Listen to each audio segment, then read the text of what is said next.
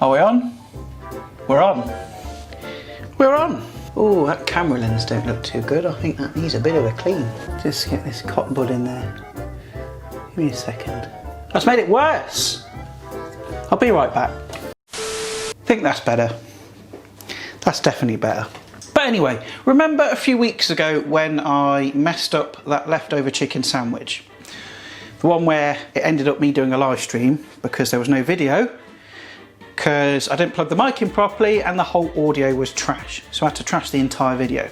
Well, it's completely irrelevant, but what is relevant is we're doing another leftover recipe, but with pork. And we're gonna make a quesadilla. Not a quesadilla, quesadilla. And think of it like, it's up with you. I guess you could kind of think of it as like a Mexican grilled cheese, but with other stuff. There's so many different variants of it, but you get a tortilla, you pop some fillings on top, cheese, sour cream, refried beans, salsa, whatever you like, more cheese, put another tortilla on top, and then you fry it off nice and gently till it goes nice and crisp, all the cheese kind of melts, it all mingles together, and it makes something that can only be described as splendorous. What's your problem? What are you piping up for? Got some quesadilla with some cat food in it, and cheese. You can't have cheese, not good for cats. But before we get into the recipe, just a quick reminder, remember to watch the whole video all the way through. And also, if you haven't done so already, please hit that subscribe button. And when you do, make sure you click the little bell icon, allow all notifications. That way, when I upload a new video, you get told about it. The magic and wonders of YouTube. But I will, of course, put all the ingredients in the description below this video. But the first job we're going to do is make a nice little quick salsa. Yes, we are.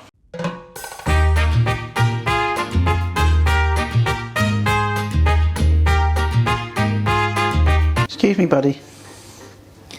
Can I just move you out of the way a second? I just need to stand there. Thank you very much. Okay, right, quick little salsa then. So, got some tomatoes here. Doesn't really matter what kind of tomato you use, just use good quality ones. Nice and fresh, nice vine ripened ones. Just going to take these off the vine. And all I'm going to do is just dice these tomatoes up into small little chunks. Now, if you're using the sort of larger tomatoes, I'd advise taking out all the pips and stuff because it could end up being quite watery, but for these little ones I don't think I'll need to. So I'm just going to whiz through these real quick and I'll see you in a second. There we go, tomatoes all diced up. Same with a shallot. You could use red onion or just normal white onion. I just think shallots are just a bit nicer, they're a bit sweeter, a lot less harsh than onion. So that's what I'm using. I'm going to see how we get on. I think we might need about 1.5. And literally all I'm going to do with these is just dice these up as well.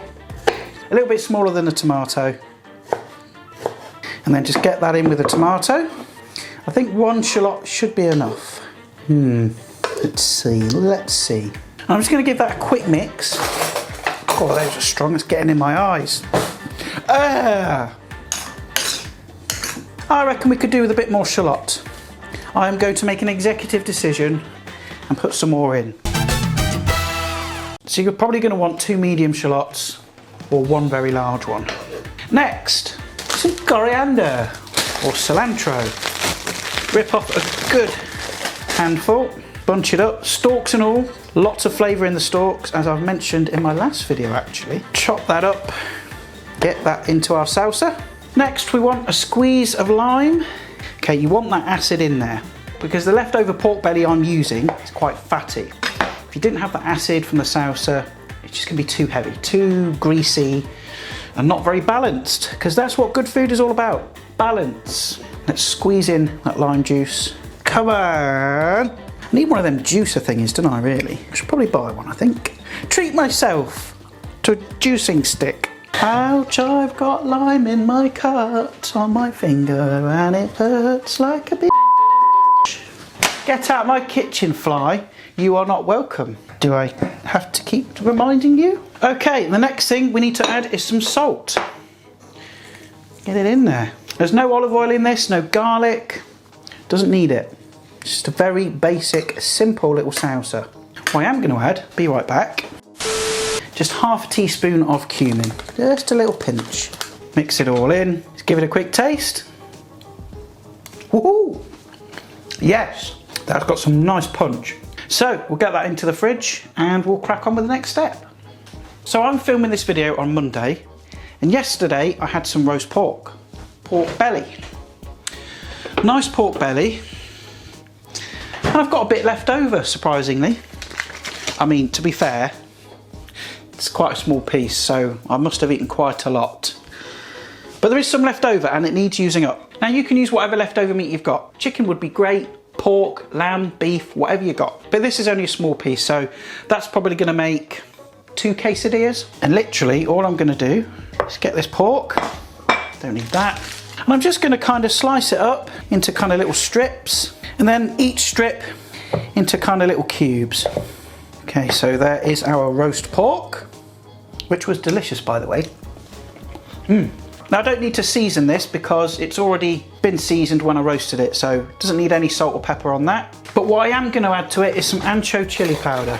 Nice smoky, sort of mild chili taste. I've used ancho in a previous video, but it's not very spicy, but it does add a nice smoky flavour and a tiny bit of heat. And just kind of mix that on there. And that is the pork ready for the quesadillas, which we shall build now. Right, let's make some quesadillas. What did I do with my knife? Oh, it's over there. Now I'm using the small sort of mini tortillas. You could kind of make one larger one, which again, all depends on how much leftover meat you've got. So, we're gonna get our tortilla wraps out.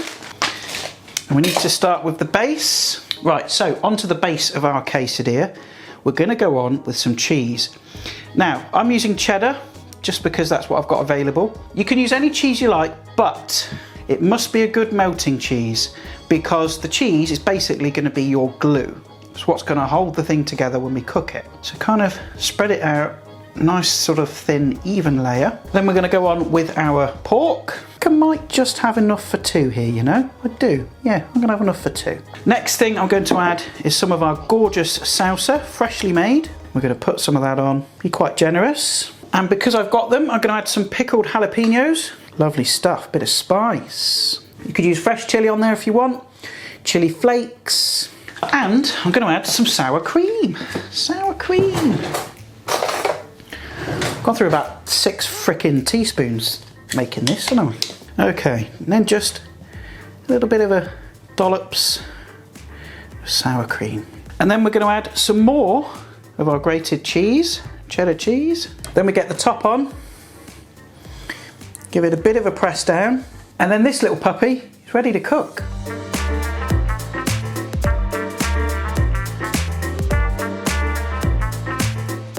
Okay, these puppies are ready to cook. As you can see, I made a second one. I didn't think I'd get a second one out of that pork, but I managed it. So what I'm going to do is take my quesadilla. I can only do one at a time because of the size of the pan, but that is fine. And then I'm going to get that onto sort of medium heat. And the trick with these is you want to make sure that the cheese starts to melt, the bottom goes a bit crispy but not burnt, and as you see the sort of cheese start to melt and go gooey around the edge, that's when you can flip it. If you try to flip it a bit too early, it's just going to kind of fall apart. You need that cheese to start melting because, like I said before, it's your glue. And what I'll do is I'll cook this for about 1 to 2 minutes on this side, and then we'll flip it over. And that's your quesadillas, pretty much.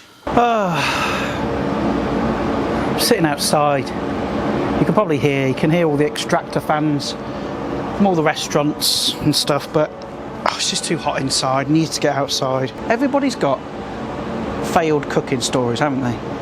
I've got plenty. I remember once, me and my ex-fiance, we'd rented out this small pokey little studio flat, tiniest, crummiest little thing you'd ever seen, and I decided to make a spaghetti bolognese. And looking back on it, it was the worst bolognese ever.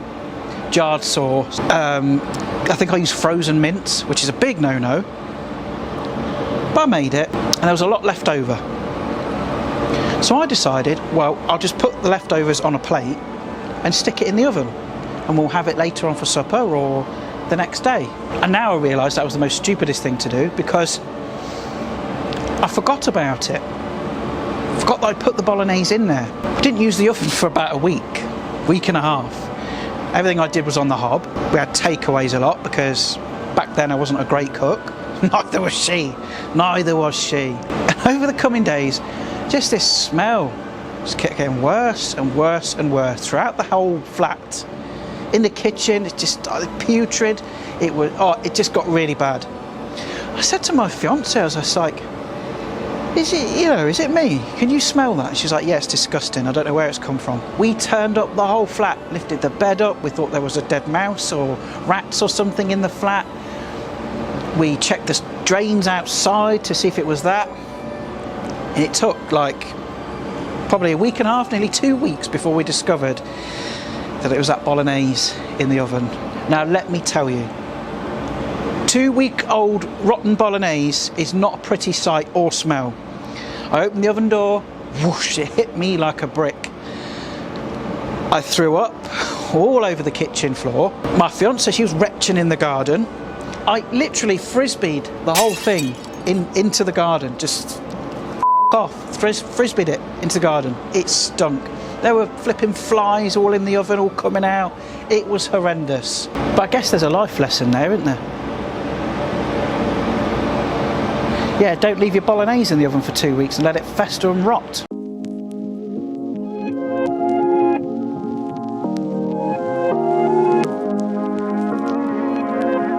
Okie dokie, there are the quesadillas. Now I'd suggest you leave these to sit just for a couple of minutes, because remember, there's ooey gooey molten cheese in there. Because if you were to bite into that now, it's going to be hotter than Satan's bum crack. Okay, you don't want to burn your tongue or your mouth or your insides. So I'm going to leave those to sit for a minute. I'm going to slice them up, make them look all fancy for the thumbnail, and then we can taste them. Let me tell you something.